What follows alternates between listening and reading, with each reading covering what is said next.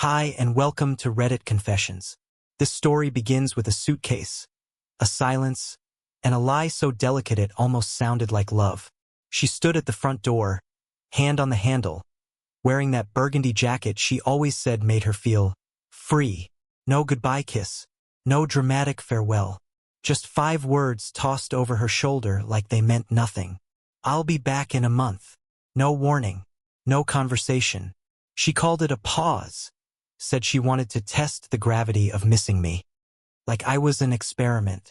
I watched her walk down the porch steps, suitcase wheels clicking against each board, until her shape disappeared into the rideshare car that was waiting with its hazard lights blinking like some kind of cosmic joke. That night, the house didn't feel quiet, felt abandoned. Her slippers were still by the couch. Half a glass of orange juice was still on the table. I swear I could still smell her shampoo in the air. I opened a cabinet and found her vitamins. I laughed. Then I cried.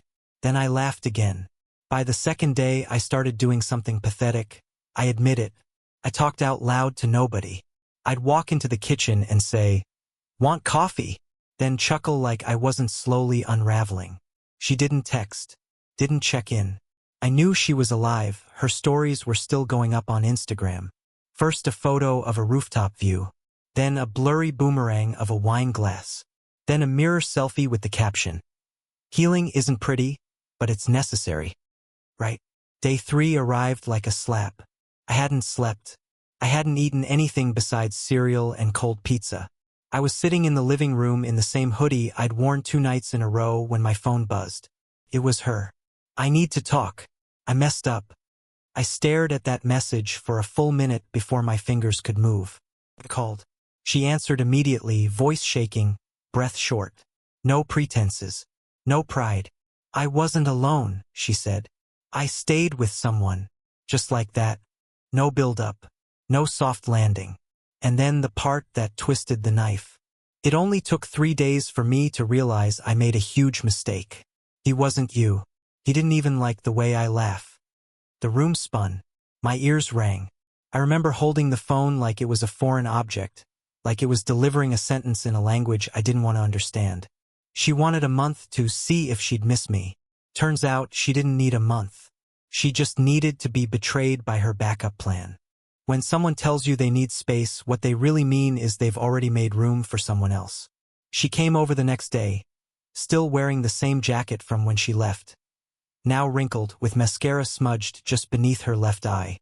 She didn't knock, just walked right in like it was still her home. And maybe it was. I hadn't moved a single thing. Her shoes were still lined up by the door. I hadn't even touched the spot where she usually curled up with a blanket. I was too scared it might smell like her.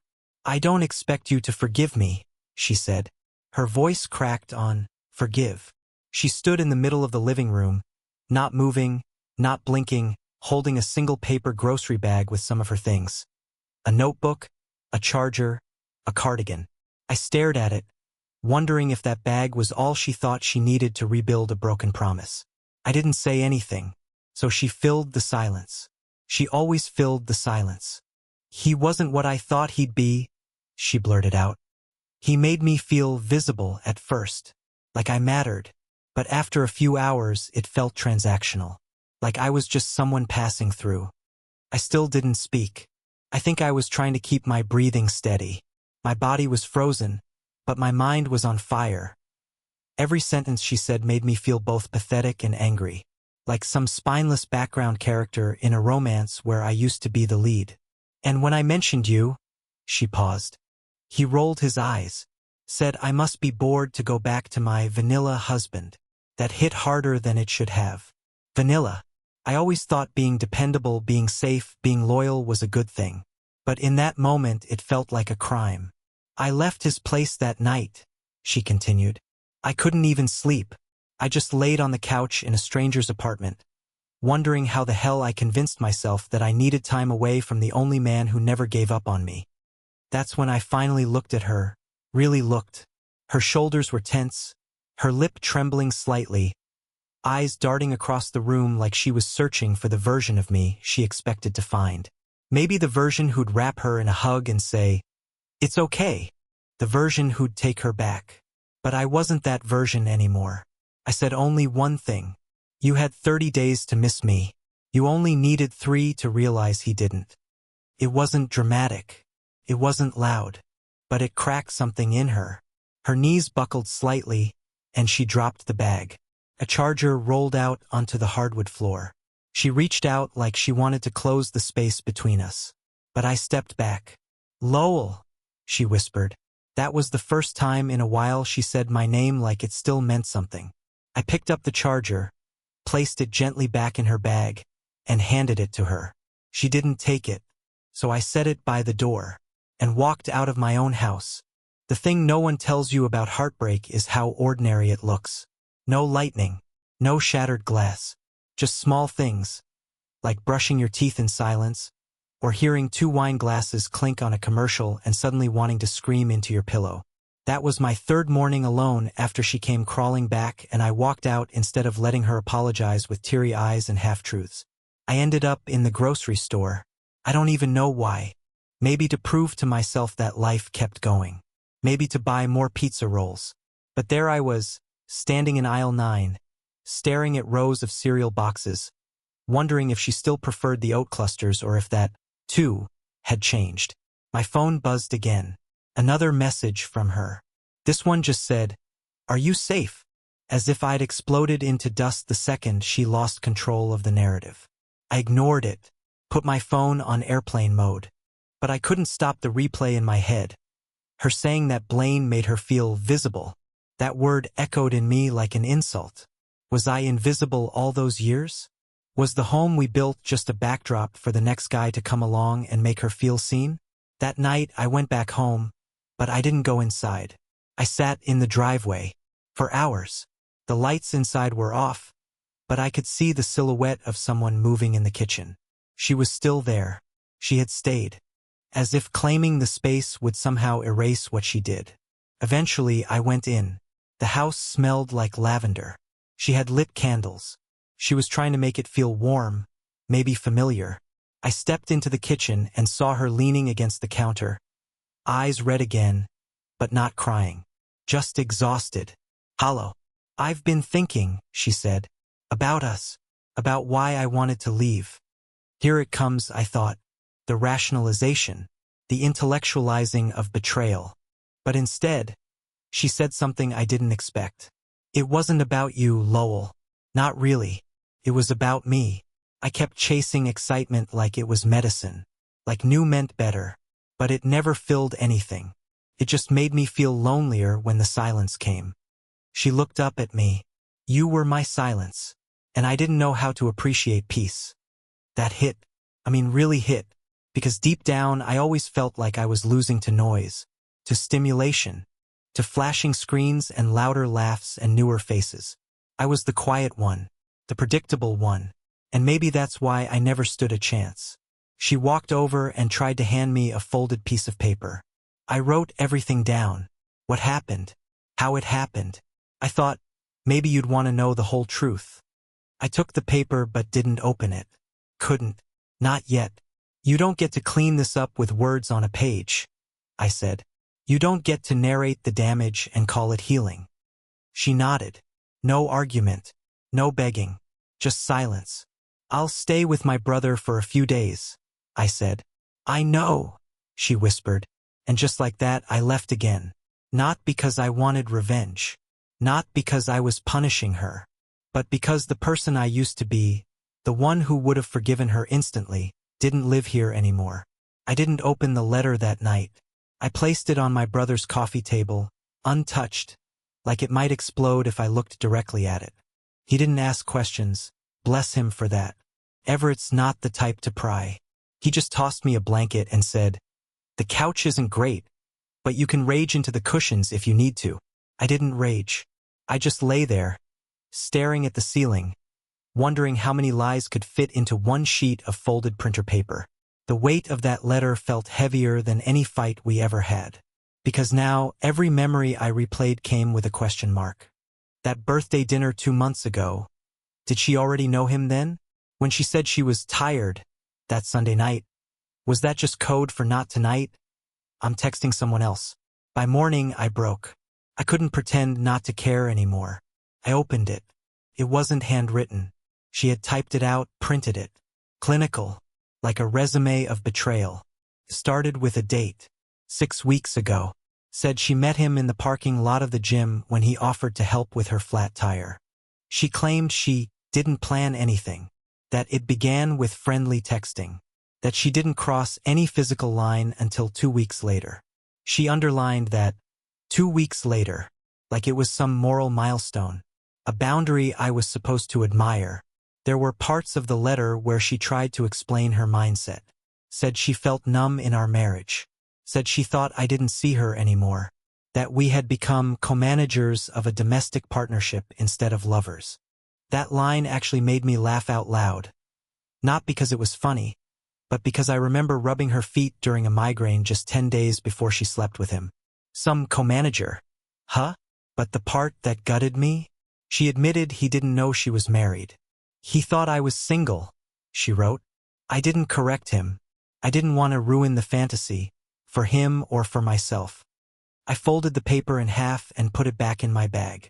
Not because I was finished with it, but because I wasn't sure if reading more would help or shatter whatever thin emotional balance I was still clinging to. That day, I took a walk through the neighborhood I grew up in. I passed the bench where Marnie and I once had coffee during a thunderstorm. I stood outside the tiny bookstore where I bought her a poetry collection after our 2nd anniversary. Everything felt haunted, like the city had turned into a museum of memories I no longer trusted. By the time I returned to Everett's place, I had 20 unread messages. All from her. Some were just please. Others were full paragraphs, ranging from apologies to reflections to desperate promises. I didn't reply. Instead, I opened my phone's voice memo app and hit record. Not for her. For me. I said, if you ever listen to this, just know, I wasn't perfect. I could have been more affectionate, more spontaneous, maybe less anxious, but I never stepped out. I never searched for something else. I was here. I chose you, even when you were halfway gone. I sat in silence afterward, listening to my own voice shake through the recording. Then I did something impulsive. I sent her the audio. No text. No warning. Just the raw sound of me admitting what she threw away. She listened to it almost instantly. And a minute later, my phone lit up again. Can I see you tonight? Please. I don't want to lose you like this. I stared at the screen, feeling nothing and everything all at once. And then I typed 4 words that surprised even me. Not at my place. We met at the diner on 6th Street, the same one where we used to sit in that back booth every Saturday morning, eating omelets and pretending we understood the Sunday crossword. This time there was no crossword, no inside jokes, just a worn-out man and the woman who used to be his home, sitting across from each other like strangers trying not to touch the past. She had already ordered tea. It sat in front of her, untouched, steam fading slowly into the air between us. I slid into the booth without a word. Her eyes scanned my face like she was looking for signs of softness. I gave her none. You look tired, she said quietly. I nodded. Been tired. She looked down at her napkin, twisting it in her hands like she was wringing the guilt out of herself. The silence stretched. The waitress came and left without either of us ordering anything else. I stared at the wall behind her, remembering how we once spent an entire afternoon here just arguing over the best pie flavor. I couldn't believe this was the same place. Like the air had soured without anyone noticing. Finally, she spoke. I don't know how to ask for another chance without sounding like a hypocrite. I didn't interrupt her. I wanted to hear everything. Every excuse. Every fractured truth. I wasn't planning on all of this, she continued, eyes watery but not crying. It wasn't about love or even lust. It was about escape. I thought if I could be someone else for a few days, I'd find clarity. But all I found was that I've been running from a version of myself I never healed. She paused. And in doing that, I hurt the only person who never ran from me. It sounded rehearsed, like she'd practiced those lines in the mirror a dozen times. But it still hit. Maybe because deep down, I wanted to believe she was broken. That it wasn't all manipulation or selfishness. that some part of her genuinely shattered, and she didn't know how to put it back together. "You didn't just cheat on me, Marnie," I said, finally meeting her eyes. "You abandoned the story we were writing. You tore out chapters and replaced them with footnotes I never agreed to." Her face crumpled. A tear slipped out, but she didn't wipe it. She just nodded. "I deserve that," she whispered. "I deserve worse." Part of me agreed. Another part, the exhausted, naive, heartsick part, still remembered how she laughed when I danced horribly in the kitchen.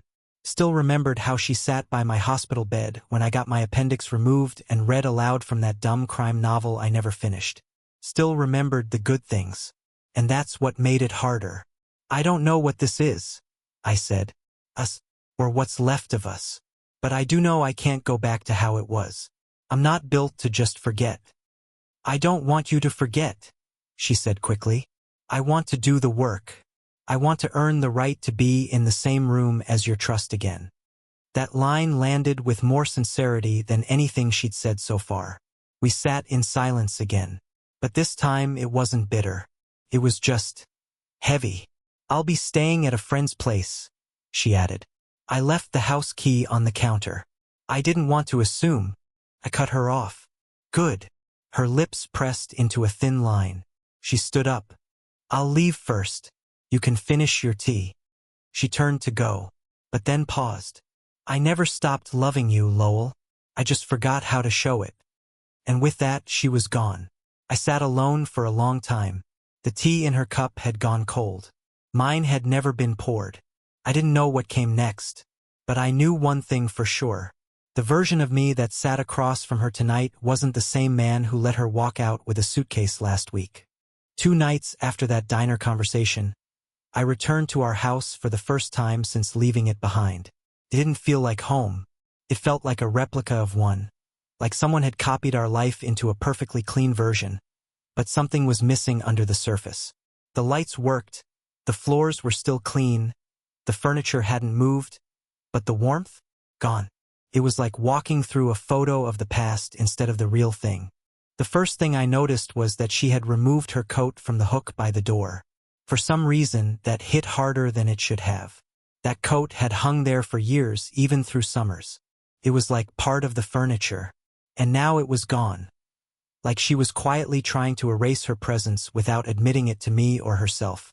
I walked to the kitchen, opened the fridge, and saw a note taped to the inside. "Didn't want to waste the leftovers. Cooked your favorite pasta. It's in the fridge. No pressure. No signature. Just her handwriting, small and careful, as if afraid even the ink might offend me. I didn't eat it. Instead, I sat down at the table, opened my laptop, and began a document titled, "What I Lost." It wasn't a list of grievances. It wasn't about revenge. It was just a brain dump. My way of trying to understand what exactly had unraveled between us. I wrote about the time she fell asleep on my chest during a thunderstorm.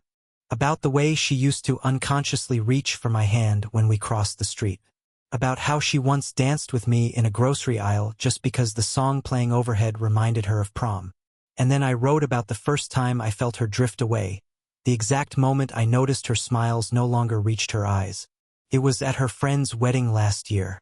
She was tipsy and laughing, and she looked right through me like I wasn't there. It's terrifying how you can stand inches from someone you love and feel like a ghost. I stopped writing when I heard a car pull into the driveway. My heart jumped without permission. I knew it was her, no one else would be visiting. I hadn't told her I'd be here. She must have seen the security app ping her phone when I came through the door. I stayed at the kitchen table, unmoving, as she slowly stepped inside. We didn't greet each other. We just stared for a beat too long. She had a paper bag in her arms, groceries. She wasn't expecting to see me, clearly, but she didn't back out either. "I figured you'd be at Everett's longer," she said. "I needed to think," I replied, "and I couldn't do that in someone else's space." She nodded and placed the bag on the counter, awkwardly. "I didn't mean to interrupt," she said, glancing toward the screen still open behind me. She squinted. "What I lost?" I sighed. "It's just stuff I didn't want to forget. Not for you. For me. She leaned against the counter, arms crossed, eyes tired. I didn't just lose you, Lowell, she said softly. I lost the version of me that felt safe with you. I thought excitement would fix that. I was wrong. You don't get to rewrite this, I said, not cruelly but firmly. You don't get to turn this into some romantic misstep. You didn't make a bad choice, you made a selfish one. And now we're both living in the wreckage. She looked down. I know. Silence filled the space between us, heavier than the first time. I stood up and walked past her, toward the hallway. Then I stopped. You should stay at your friend's tonight, I said without turning around. She didn't argue. And that's when I realized something. She wasn't trying to fight anymore. Not for herself. Not even for us. It wasn't surrender. It was something else. A shift. Like she finally understood that apologies don't come with automatic resets. That night, I slept in our bed alone. Her side was cold. But I didn't cry. For the first time in weeks, I slept through the night. 3 days after she showed up with groceries, I received an email from her. Not a text. Not a call. An actual email, like it was some kind of resignation letter to our marriage. The subject line simply read, "If you still want the truth." I didn't open it right away. I stared at the unopened message like it might bite me. My chest felt tight, not from anger, but from that kind of quiet dread that creeps in when you know something is going to change you. I sat on the couch for 20 full minutes just debating whether I even wanted to know more. Because honestly, what else could there be? Eventually, I clicked. It was long, probably over 1,000 words. She had poured everything into it. A timeline, her mindset, her insecurities, the cracks she kept hidden even from herself. She said she had been drifting long before Blaine entered the picture. She admitted she created a fantasy in her mind about a life where she was adored without expectations, where she didn't have to face the boring parts of being loved by someone who actually stayed. But the part that twisted my gut wasn't the emotional rambling. It was the confession at the very end.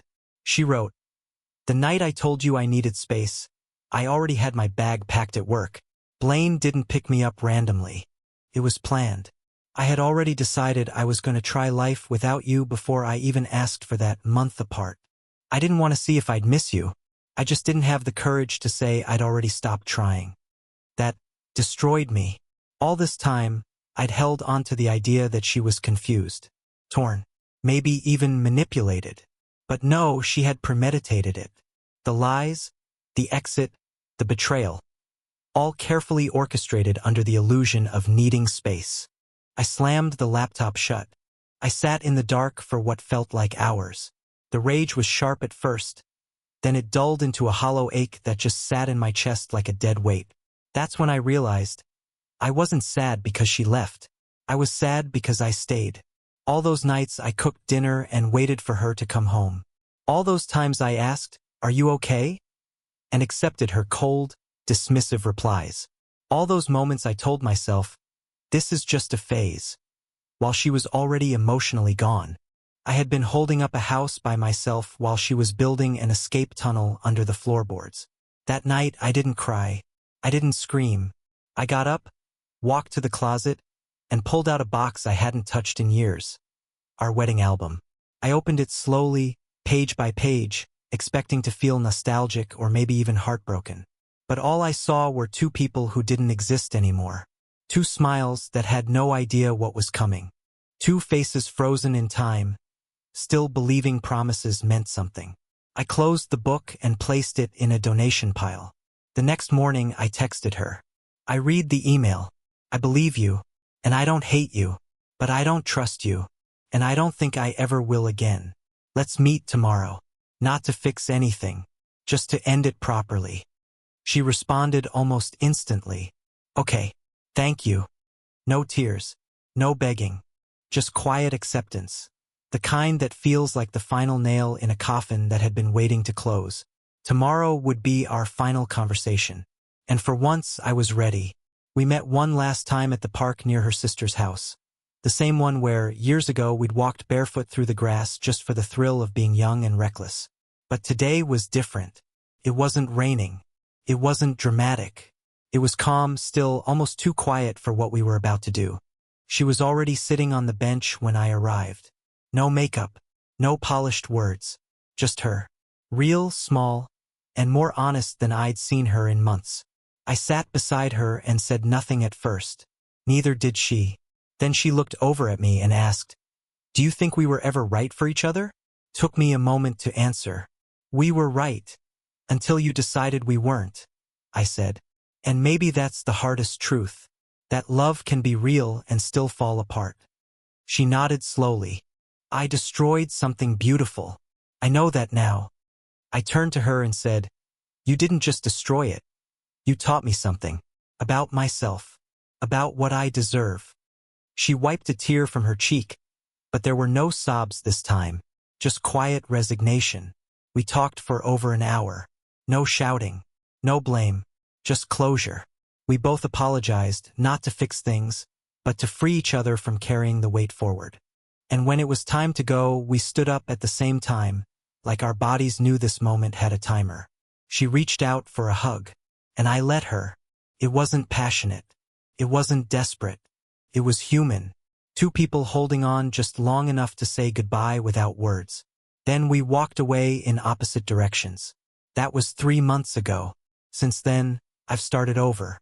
I've been going on slow walks without checking my phone. I started journaling, fixing things around the house, and, believe it or not, learning how to cook something besides sad bachelor pasta. I even joined a local book club, which is exactly as awkward as it sounds, but weirdly healing. I'm not bitter. I'm not broken. I'm just rebuilding. Sometimes you don't get the apology you want in the way you want it. But sometimes you get the clarity you didn't know you needed. And that's enough. Thanks for sticking with me through all 8 parts of this story. Now I want to hear from you. Have you ever had a moment where someone's betrayal actually helped you discover something better about yourself? Drop your story in the comments, and let's start a real conversation. Don't forget to like, share, and subscribe to Reddit Confessions, where true stories meet real healing.